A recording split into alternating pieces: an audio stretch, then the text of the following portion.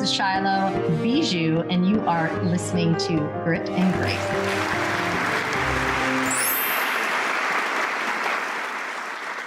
And welcome to another episode of Grit and Grace. We are going to learn how to hustle pretty today with my guest. I am super excited. This is Shylo Bijou, and you are watching Grit and Grace. Thanks so much for having me, Shylo. Oh my gosh. So Christi Pratte, is that correct? Am I saying your last name right? You are. Well, I'm excited. I know our viewers, our listeners are really excited to hear what the heck is Hustle Pretty. Your bio is incredible, but I have been following you not very long, but I was instantly like, boom, we got to get her on the show because I just think everything you talk about resonates. Obviously, you've helped a lot of women in many areas. We're going to hear all about your story. That's why we're on today. So without further ado, let's introduce you. Tell us a little bit about your background in a nutshell. Who are you? Where are you from? How did you get here? Well, it's a loaded question. Well, first of all, I'm so excited to be here. And likewise, I know we connected just a couple weeks ago and all your content is just so inspiring and so aligned. So I'm thrilled to be here and to be talking to you. But for a little bit about me. So I started out as a job hustler, you could say. I was for 7 years working 5+ jobs at all times, 7 days a week. You're probably averaging a 15-hour day, go mode. And everyone was like, but how are you not burning out? And then that's when I was like, well, there's something to be said for variety, for passion, and for just being able to network with different people in different settings. So I felt like those 3 things were really keeping me going.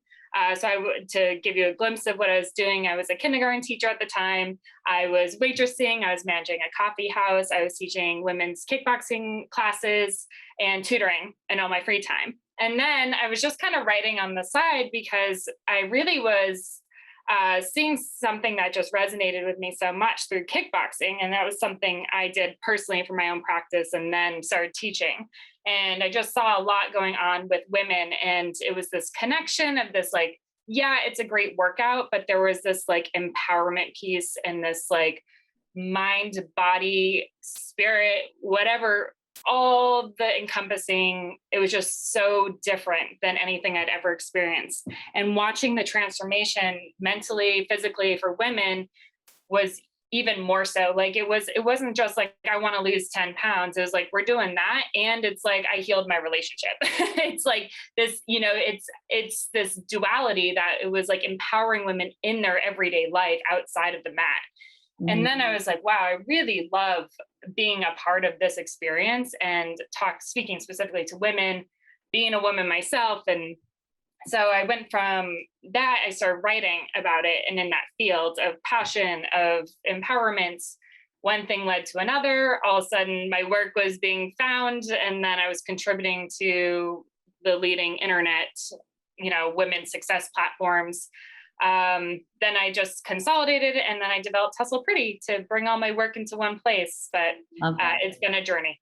I love that. It's interesting as we'll bounce around here, but I think a lot of things are true for women who not only women. When we say hustle, we're going to talk about that because you talk about it in your bio, but it's something I can tell that you already understand the feminine side of hustle, because what I've been learning is to undo this masculine energy I've had for so long, because I was in hustle mode, burnout mode, survival mode. And that was my masculine side kind of kicking in, you got to work.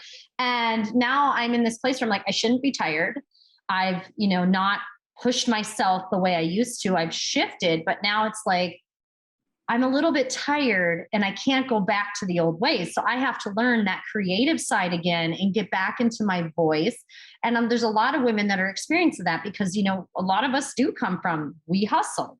Some of the most successful people I know had 3 to 5 jobs. I remember I've always had 2 jobs since high school. I always was picking up extra shifts. I was cleaning houses on the side. I was working at Bath and Body Works, temporary, seasonal. I was doing all the things, right? And now I think about that. If I had to go back to that, oh my God, I would be crying. I'd be crying every night. And I have a beautiful job and career and I'm able to do fun projects and things like that. But it's I'm doing things that make me happy. So all the things I pick up, I've noticed I'm in this creative mode, and that's coming into the feminine energy, which you do tap into and you talk about a little bit. Even though you might not say it specifically, I can read your bio and know exactly where you're coming from, and that you've worked with so many women. It's something women got away from. Women started, working multiple jobs out of the home. They wanted to provide as well. There's nothing wrong with women providing, but we have this balance where we were kind of losing the balance. Like the men were like, okay, well, women are working like triple what we are, plus they're at home, and then they're working and they're exhausted and they need us and we need them, but we're like in this weird push and pull. So let's just talk a little bit about some of your projects you've done. You've been a ghostwriter. You've worked for magazines. You've done a lot of things in the women empowerment space.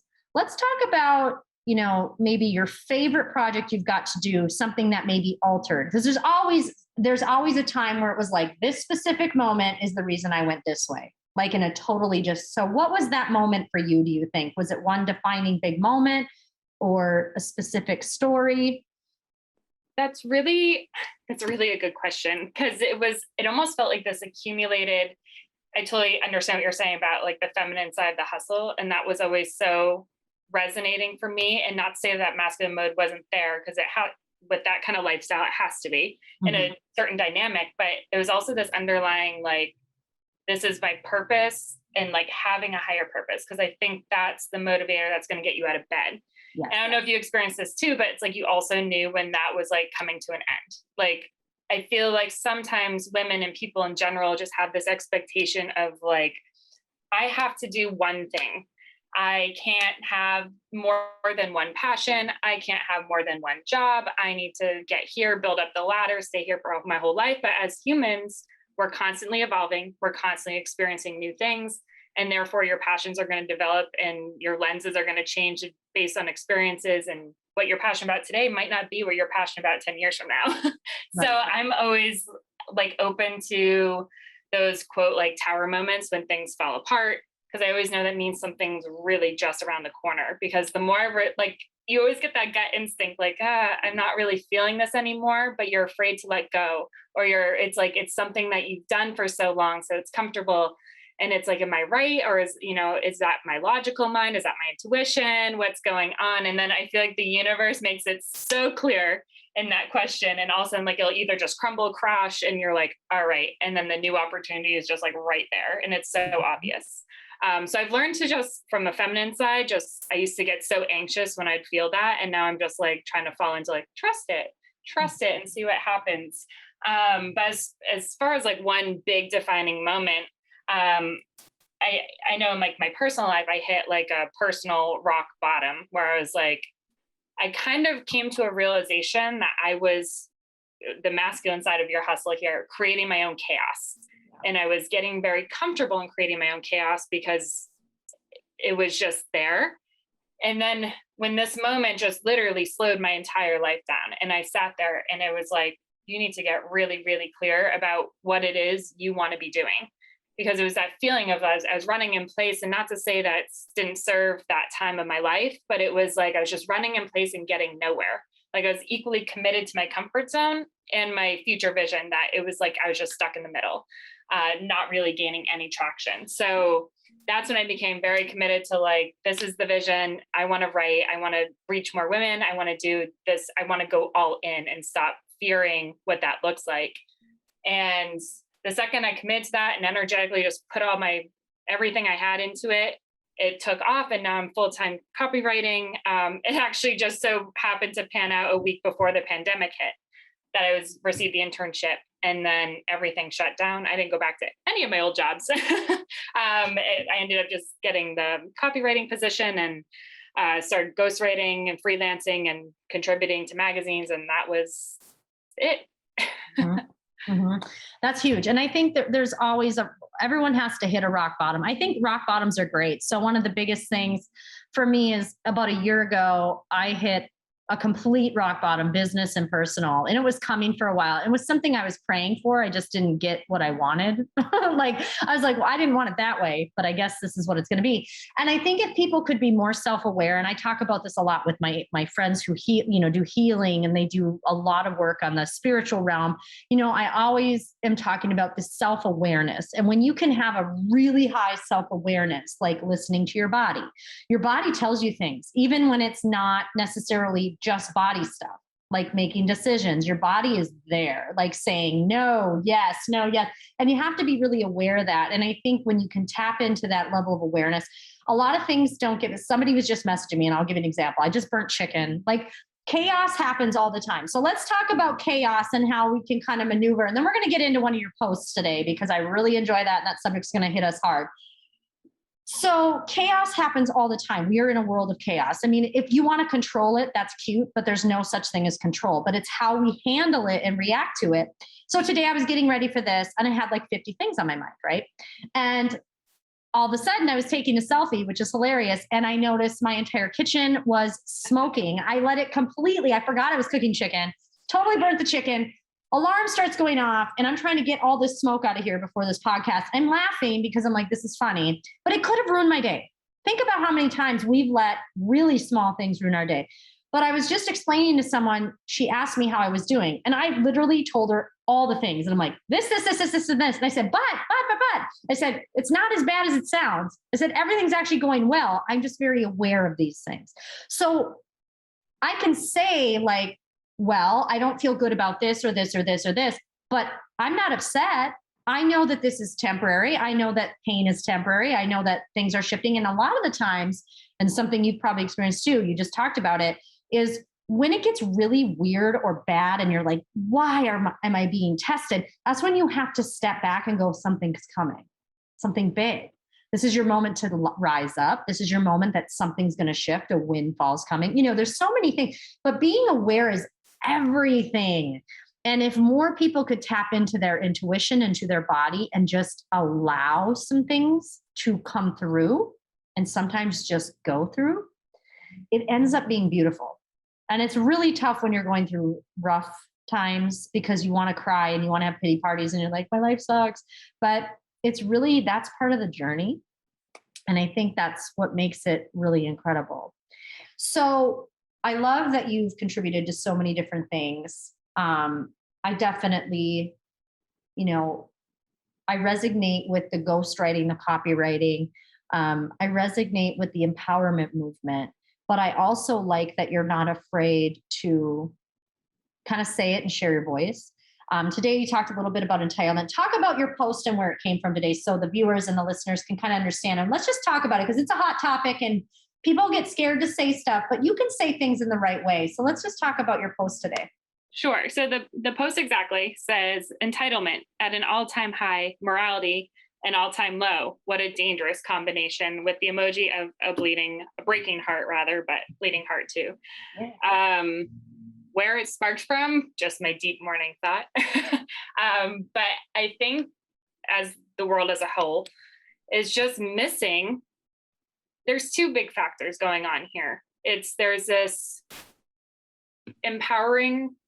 over-empowering relationship that's rather unhealthy with the ego. Mm-hmm. And then there's also this lack of taking personal responsibility. And I do think a lot of that is stemming too from the accessibility of social media. And I think social media is a beautiful thing when it can be, and also not so beautiful in another realm. But it's like, if you think of it in terms of personal responsibility, it's like, you can go on social media, you can troll someone's account, and then you can block somebody. Mm-hmm. And if you're in real face-to-face contact, you're probably not going to talk to somebody like that. You don't have the ability to block them in real life. Right. And there's just a different connection that happens. Then we have this, and it can or cannot be, but like this instant gratification of someone's liking my post, somebody's accepting me. And as humans, we do desire innately to be accepted in our society and our cultures. And I think social media gives this false sense of you can get a really addictive, unhealthy attachment to needing to be liked or needing to receive likes and comments. And it becomes this overwhelming balance, I feel, especially on the interwebs, of not taking personal responsibility and then developing this very unhealthy relationship with your ego. And that's a very, very dangerous level. And I also think it exudes to what we're seeing also going on in the world. It's this displacement of blame. It's this pointing of the finger. It's this not taking responsibility. It's finding someone else to either save or to blame. It's this, no one's looking within. Like we were talking before about this awareness, this self-awareness. And part of being self-aware is like, either, hey, I messed up, or hey, I'm doing great. But it's like some people just don't even have that awareness anymore because they're seeking so much outside validation, where it's like, what's reality and what's not at that point? What's your truth and what isn't? And I think there's just this detachment, and then it's leaving everyone with like no consequence for choice. It's like this mix of like, what is even good and bad? What is even moral and not? And I think people just don't know anymore. It's this very odd place to be. You opened up several avenues to talk about because, well, ego, we could talk about all day. We'll talk about it. Lack of responsibility, lack of accountability, victimhood. We talk about this a lot on this show and in general. My personal opinion. So I do feel, let's talk entitlement. And we're going to jump into the subjects because it kind of stems all from there. You know, when you look at people and the Olympics were happening, I brought it up on a show. I think you've got this massive amount of people who still do really love the United States. Let's just use the United States as an example. And around the world, as much as people want to think that people hate the United States, they don't. We're still that country that they look to. They want to have freedom. They want to have democracy, right? And so there's this push and pull of, well, I'm supposed to hate this, but I'm supposed to like this. And then, we're protesting and protest. You can protest. I mean, we live in a country where you can do that. That's great. You have freedom of speech. Awesome. But the same country that gives you those rights is the one that we see a lot of people just completely trashing, or I hate it. And it's this. And this is where I come from. I was extremely opinionated as a young adult. I was extremely I was not afraid to voice my opinions. And it's so funny because over the last 10 years, I've completely shifted on many things I used to be very passionate about. Why? Experience. Okay. And what social media does, so bringing this around. So I'm not saying anyone's right or wrong for expressing extreme passion and whatever the subject is. I will hear it. Here's why. Because I used to be the person that wouldn't. I used to be the person, and now I have those moments because our ego comes in and we want to be right. Like if somebody's challenging what we think is accurate, our ego jumps in and we're like, no. And we're going like this, no, I'm going to type this and I'm going to say this. If we were in person, hell no, you wouldn't talk like that. You wouldn't act like that. You were so right. And there's a lot of funny things like, would you act like this in person? Because you'd be getting punched in the face. Yes, you would. Like if you acted, some of these people get crazy and they get really, it's almost like this cockiness, like this, there's some confidence behind the screen. But if you see that person, let's say Target, are they going to say that to you? No, they won't. If they do, that'd be ballsy. I mean, at least they're saying it to you. But so we have this really weird world right now where we can be warriors on social media. You can see people who are on social media who are kings and queens of social media, and you meet them in real life, they don't have a personality. Mm-hmm. That's not mean. It's because something gave them that confidence or whatever to be that person, good, bad, or whatever. And so when it comes to social issues of the world and things I used to be so passionate about and how I've shifted completely, it's because experience and learning and hearing other people's perspectives has allowed me to change my mind on some things. And that's going to happen. And it's when I see a younger generation that's so passionate, what I always look at is I'm like, they're passionate and that's great because we want people who have energy that are going to change the world, right? We're in a very interesting time where we're challenging everything. And it's like, you got some people who are challenging, like it's scary, it's crazy. You got some people who are like, no, this is the way. And there's three sides to a story. So there's his, hers, or one person, the next person, and the truth. And the truth does always win. And so where we have to come together is go, that's your truth. And I'm going to hear you. I may not agree with it, but that's okay. Because that's what it's okay to do. Like, we can have a debate, we can have a conversation. We do not have to agree, but we can still respect or like each other at the end of the day. That has gone to the wayside. Social media also has got this level where it's basically said, if you don't agree with me, you are 100% wrong, and I'm going to block you and destroy your life. And that is where I think we're getting into a really scary stage. And I don't like where we're headed, because I think that will end. I think it's going to crash, and people are going to fall on their faces with this cancel culture. I talk about it a lot, because both people can get canceled. So if you want to cancel somebody, that's fine. Just remember, you can get canceled too, just as quick. And so many good points here. It's like, I even wrote about a couple weeks ago, it's like, everyone talks about conscious communication, which is what we were saying. Like, you can express yourself, and there's a huge difference between reaction and response. And when people are triggered, it turns straight into reaction. And when you're in a reactive state, your brain's in like that fight or flight, and you're not consciously communicating. Right. But to pair with conscious communication, you need conscious comprehension. So everyone thinks it's all about the languaging. I'm like, you can talk till you're blue in the face to somebody. Mm-hmm. And if they're not receiving it, so like, one, if you're coming at them in a term of reaction, they're not going to receive it. And what I've also seen flying around social media is just like this quick to label people, quick to, it's this side versus that side. It's like, well, how about we start arguing like policy versus policy? Because I think that's where like at a ground level, like everybody wants, I would assume, wants their freedoms, their individual freedoms, the ability to choose, just these really basic things, or freedoms of speech. It's like all these very basic things, but then you start throwing like sides into it, labels, cancel culture, believe me, not them, these reactions. And then now you've taken away conscious communication and comprehension. Nobody's hearing anybody. Everyone's just getting louder and amplifying these voices that, if you go to a base level, no one even agrees with, no one even wants, but it's like, you're getting so blinded in hatred, and you're getting so blinded and masked into this belief of like, this is what everyone's saying, so I got to believe it.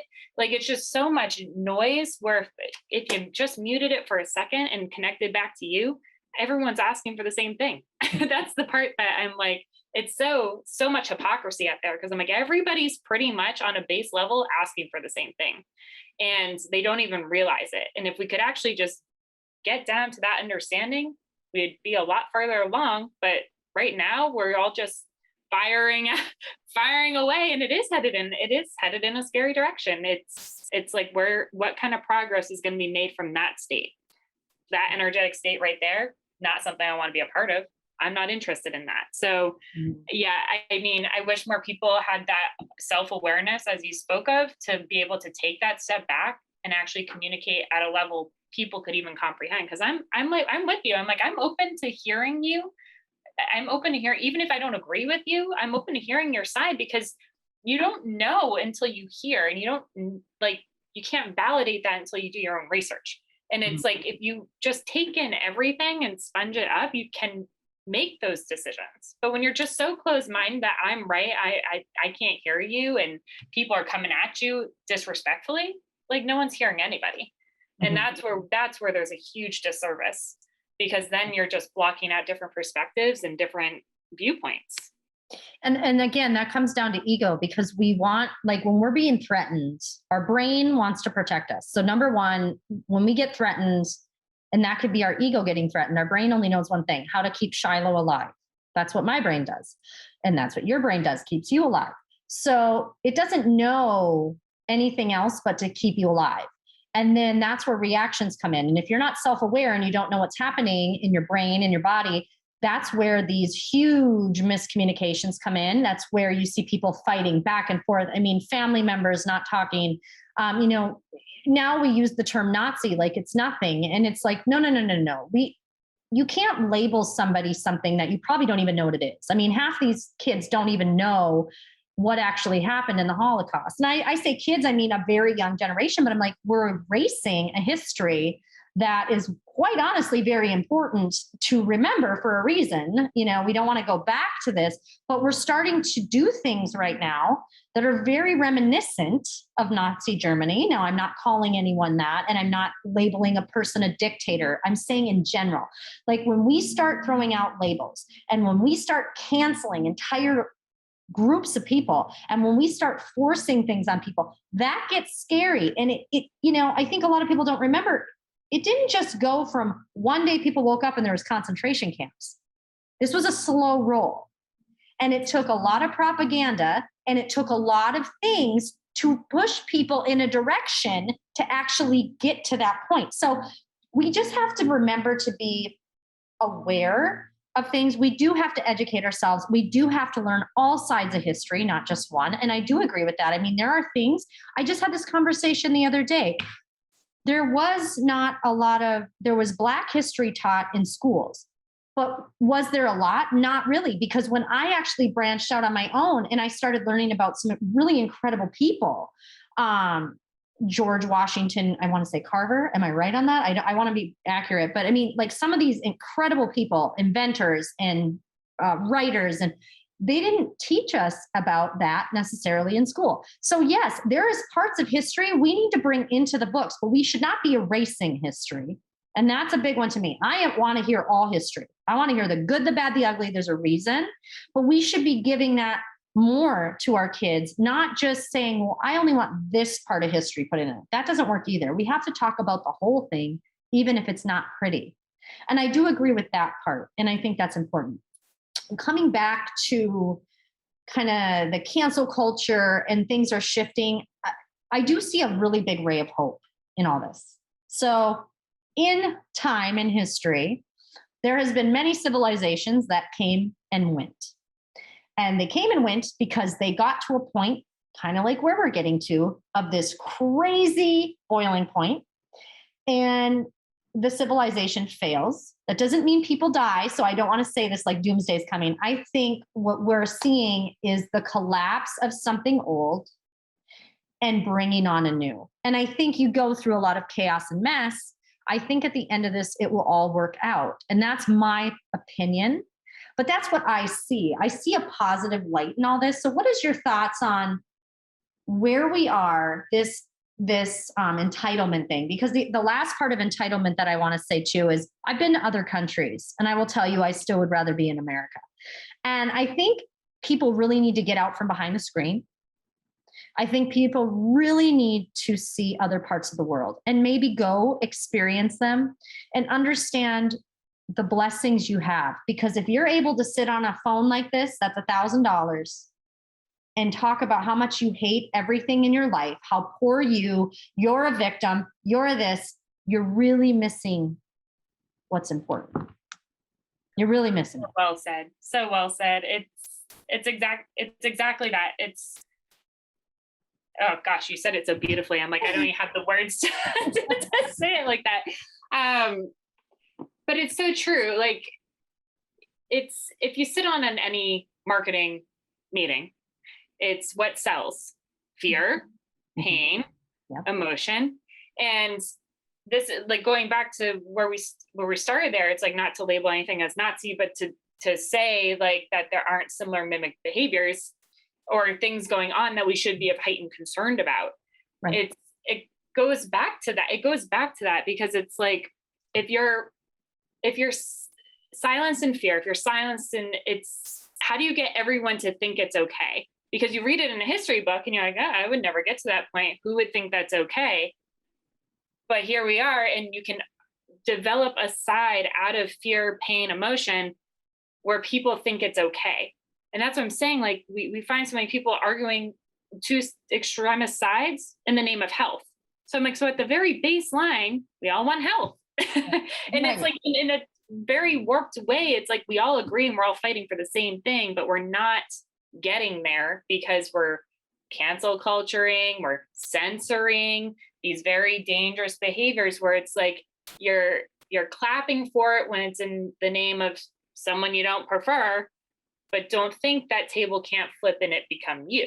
So it's like you got to be very conscientious of the behaviors they're supporting if it's backed by quote ego, hatred, anger.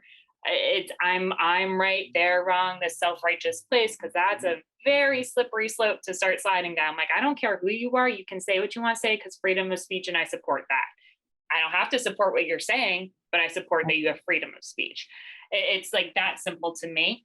But gosh, carry on. No, I think I just wanted to inject with that. But the entitlement thing has been brought up several times. And the reason I was excited that you posted that is I'm like, let's talk deep into it.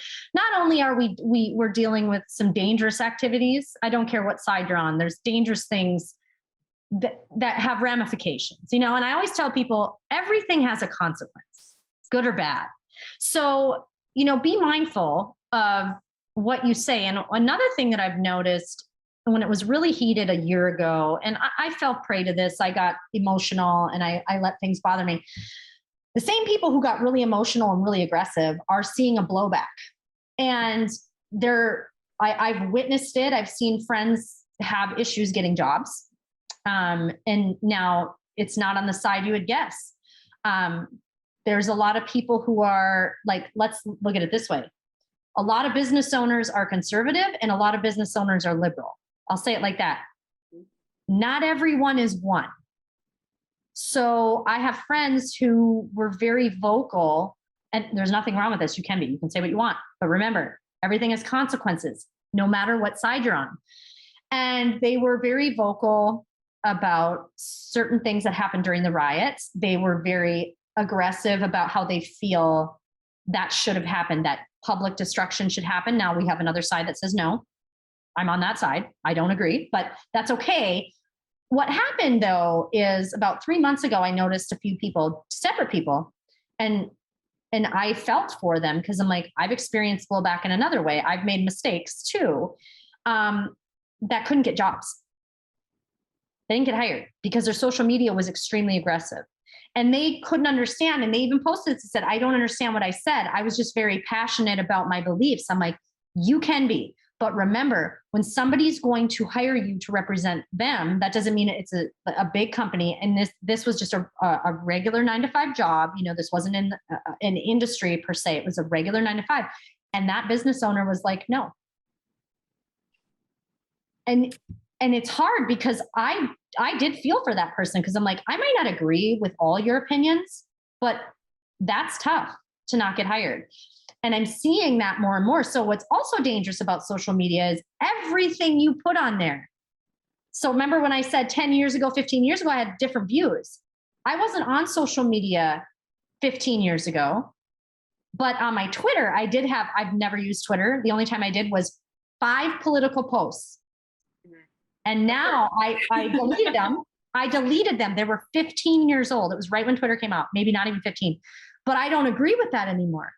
But I read it and I'm like, God, I don't even agree with myself anymore. So holy cow. Could you imagine somebody going, well, look at you agreed with this and you were supporting this candidate and you were supporting that. I'm like, but I don't anymore. Like, I don't agree with that person anymore, or that specific issue anymore. Like, it was just crazy to see it. But people also have to understand that everybody's in a different season. Everybody has different experience levels. Everybody's got a different intelligence level, what they mastered in, what they're mastering in.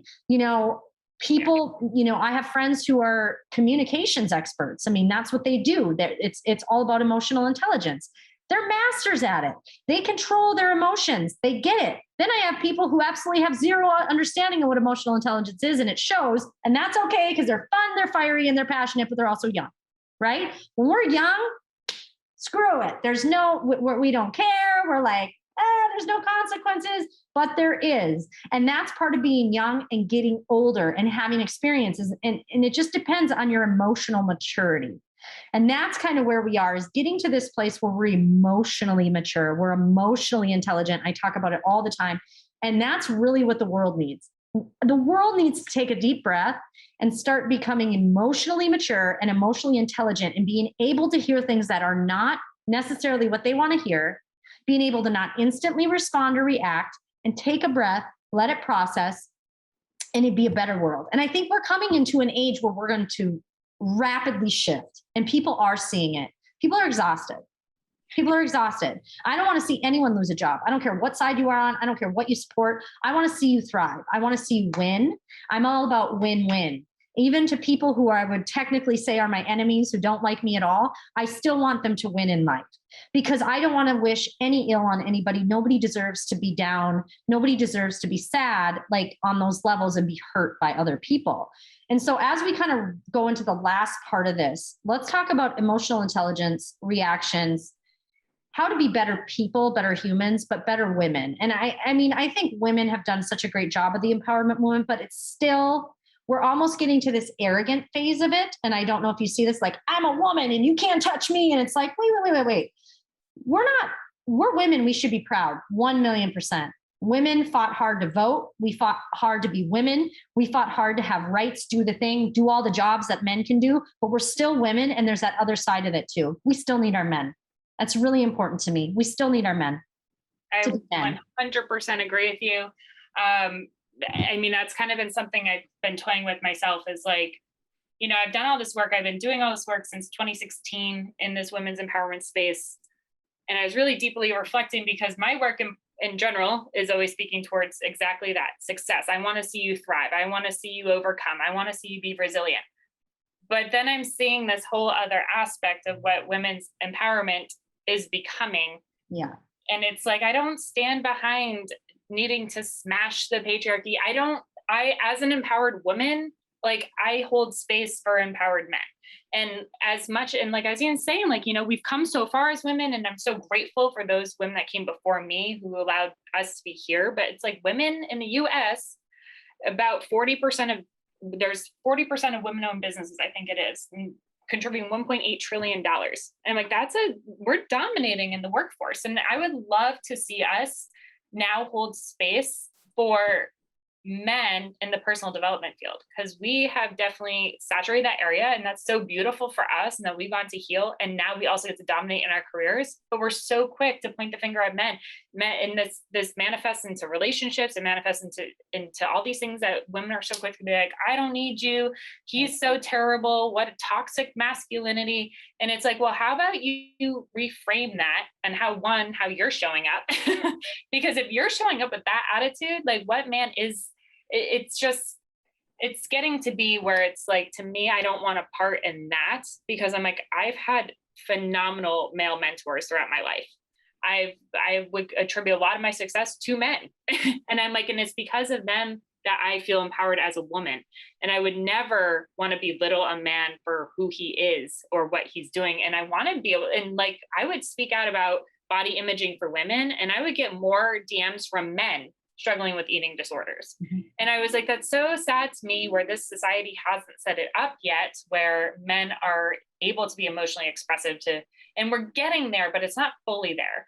And I just think it's like, women are so advanced in that, or getting to that point, or at least have the tools accessible to them. Whereas like, we're shaming men for not being able to, but we also haven't given them the platform for that.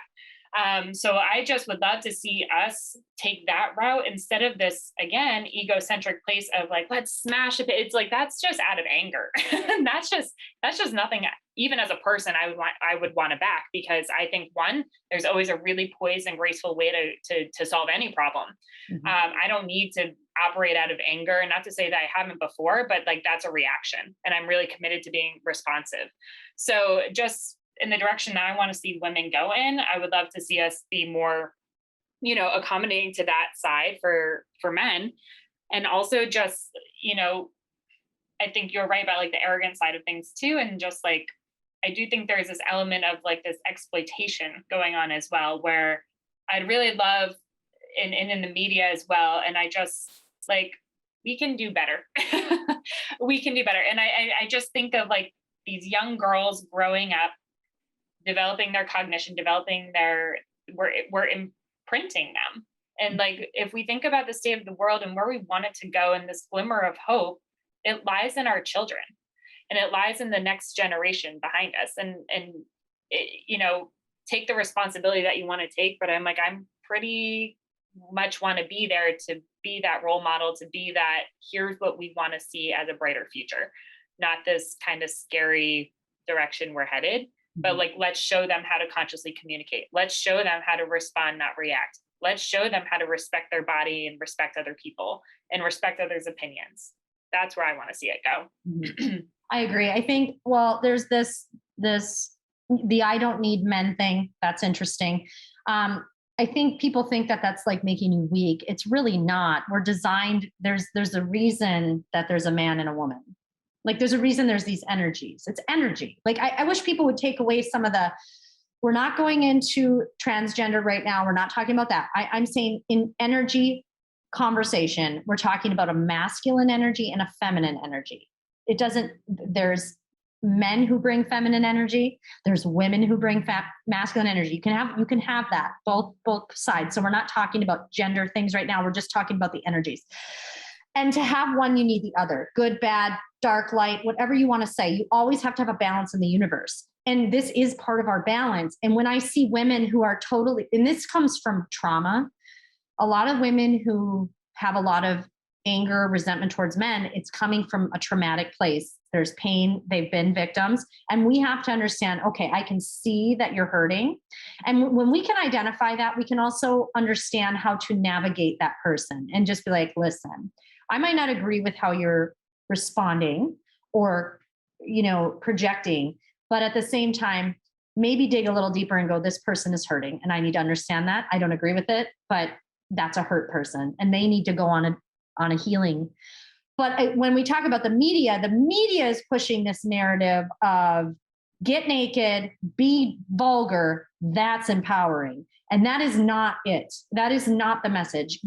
And I don't even mean getting naked. I'm all about women's bodies. I think women are gorgeous. Like I do. I'll always say that women are so beautiful. They are no matter what size they are. Women are just they just have so many things that are like women even think other women are beautiful. Of course, that's the being we were brought with, right? And men are very attractive too. They have different sides. Like things that I think are beautiful in a man are very different, I think, because men, it's not about their part. It's about the whole thing and what they represent. I think men as a whole are beautiful and women are too, but in different ways. We can point out so many features on a woman that we're like, that's beautiful. That's pretty. That's like her shoulders, her eyes, her lips, her boobs, her butt, like women have all these things and men have them too. But for me, I think men as a whole, there's this thing about their energy that makes them really incredible. And we're losing it. We lose that because they're getting beat down and truly they are. And I'm not saying that there's not men who do stupid things. Of course there's women who do stupid things. We can't generalize it, but men do deserve to have that space and it's equal, right? It's an equal space, but men do things that women can't and women can do things men can't. We have to start coming back to that. It's okay to say it. It's okay to say it. Right. And that's all right. And I think we just got to stop getting so worked up about dumb stuff. Like, stop getting worked up about it. It's not a big deal. like it's okay. Like, I love men. I'll say that. I love men. Now, do they annoy me? Heck yeah. They drive me nuts because they don't get it. Because they're not me. No, I'm just kidding. Because women operate on a different level and we talk different and we do things different. But men are there to balance it and women are there to balance men. So I just think it's so cute when somebody doesn't think they need a man, but it's like, you're the one person who's probably dying for that little, like a good man to come in and be like, hey, and put his hand on your shoulder and say, hey, I got you. That's what we need. Because women hold the weight of the world. We really do. And I know you know that. And that doesn't mean we're better or worse. You got to think about it. Not only do we have jobs, we're generally usually raising children, keeping the home. So our jobs, it's not that we just went to work. We added a lot. And up here, women get exhausted. And it's so important to talk about these things. This has been an incredible show. Oh my gosh. There's so many great topics. There's so many more directions I can go with it.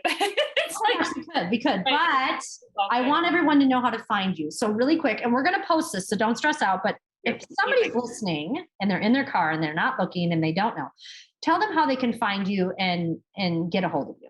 Beautiful. Yes, you can find me on Instagram at my name, Christi Pratte. You can find me at hustlepretty.co on Instagram and Facebook. And I'm on Facebook under my name too. So all pretty simple. I love it. Just my name everywhere. You can just find it.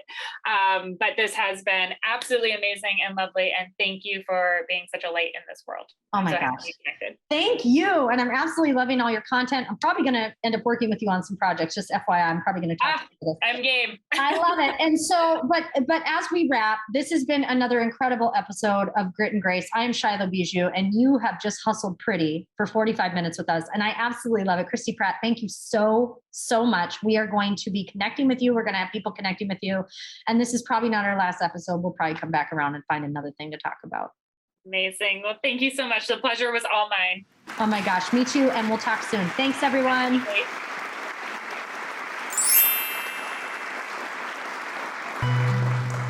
Now, glutathione is a big word, but it's the body's own master antioxidant. So it's a scavenger for free radicals, for bacteria, and what's relevant now, viruses. This is new to the marketplace. There's no other product on the market that has the ingredient NACET. And basically NACET increases the production of that glutathione that is in our body already to strengthen and enhance our immune system and keep it strong. Elevated sense of well-being. Supports muscle strength and endurance, cognitive function, powerful liver support, energy, helps blood sugar regulation, superior bioavailability of key ingredients.